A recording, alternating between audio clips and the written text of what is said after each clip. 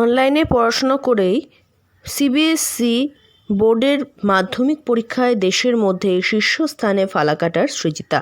ফল প্রকাশ হতেই আনন্দে ভাসছে ফালাকাটা। এবছর দেশের মধ্যে সম্ভাব্য শীর্ষস্থান দখল করেছে ফালাকাটার ছাত্রী সৃজিতা সাহা।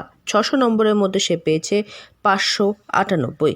বেস্ট 5-এ তার প্রাপ্ত নম্বর 500-র মধ্যে 499। আমাদের 600-এ টোটাল এক্সাম হয়, মানে 6টা সাবজেক্ট। তো তাতে আমার 598 এসেছে। আর পার্সেন্টেজটা ক্যালকুলেট হয় আউট অফ মানে বেস্ট 5 সাবজেক্টস।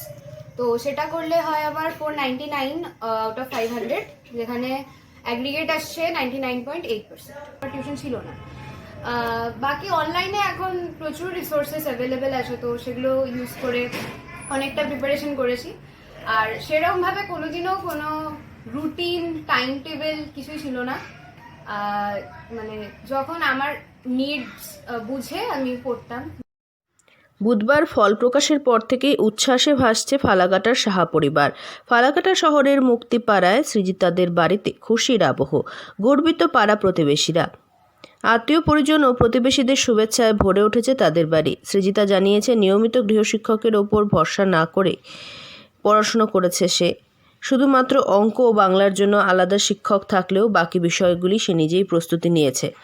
কোনো বিষয়ে অসুবিধা হলে অনলাইনের সাহায্য নিয়েছে। ভবিষ্যতে চিকিৎসক হওয়ার ইচ্ছে রয়েছে সৃজিতার। তার এই লক্ষ্যকে সমর্থন করেছেন বাবা সুজিত সাহা ও মা শুক্লা সাহা। বাবা পেশায় ব্যবসায়ী, মা গৃহবধূ।